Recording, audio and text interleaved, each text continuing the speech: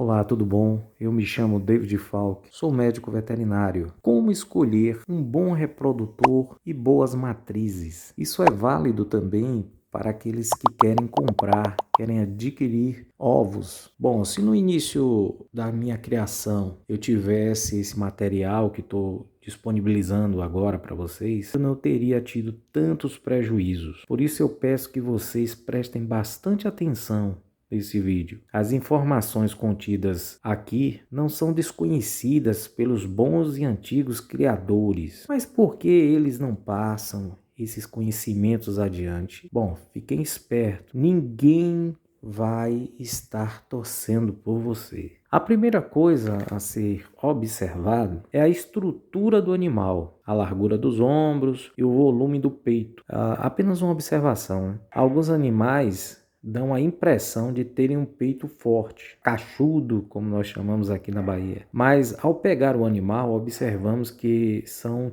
titeludos, também é uma forma de nós falarmos, né, que eles são magros, ou seja, eles não têm carne. Você tem que ver o animal, pegar nele, não apenas olhar. Mas como fazer isso se você está muitas vezes em outro estado ou em outra cidade? Bom, o ideal é pedir para o criador que pese o animal e que faça essa pesagem de forma correta. Existe uma forma correta de se pesar esse animal. Nós temos no nosso canal um vídeo em que eu peso um dos nossos reprodutores, o capitão de areia. Lá você vai ver como é que deve ser feito essa pesagem. Você também deve observar os aprumos. Eles têm que ser em linha, como duas colunas que vão apoiar toda a cavidade celeumática desse animal, toda a estrutura dele. Então, não pode estar próximas demais uma da outra, com os jarretes apontando para dentro. Pelo contrário, tem que haver um espaçamento entre eles. E outra coisa, a largura do metatarso. Ele tem que ser grosso, forte para suportar o peso. O metatarso fino, fraco, deve ser rejeitado. A segunda coisa a ser observada é a inserção da cauda. Caudas em pé, se possível, devem ser evitadas, pois essas características elas são hereditárias e torna-se complicado você tirar essa característica dentre o seu plantel. A cauda em pé é conhecida entre os antigos criadores como cauda de pé duro. Eles não vão falar isso para você, mas vão comentar entre eles nos bastidores. Então, observem o osso da cauda. Esse osso ele é conhecido como pigóstilo. O pigóstilo tem que estar apontando para trás e não para cima. Uma observação empírica por parte dos criadores antigos é que aqueles galos que têm a cauda para baixo têm os testículos atrofiados e são péssimos reprodutores. Bom, não existe uma comprovação científica, mas estamos comentando aqui apenas para conhecimento de vocês. Os tipos de caudas desejadas: cauda reta, quando ela for curta. Quando ela é grande, dá a impressão do animal ser alongado, porque não conseguimos enxergar o início da inserção dessa cauda. A cauda reta, ela é uma cauda excelente para animais que têm o fenótipo malacoide, que são aqueles animais em pé. Dentro da balão existem esses dois tipos de fenótipos. Os malacoides, que são animais altos, para frente, em pé, como os antigos malaios, os índios gigantes ou galos combatentes. Esses caíram no gosto da maioria dos criadores que gostam de animais altos. E o outro fenótipo que é o banquivoide, são animais mais na horizontal, são os mais arredondados, é a característica das antigas balões. A segunda cauda é a cauda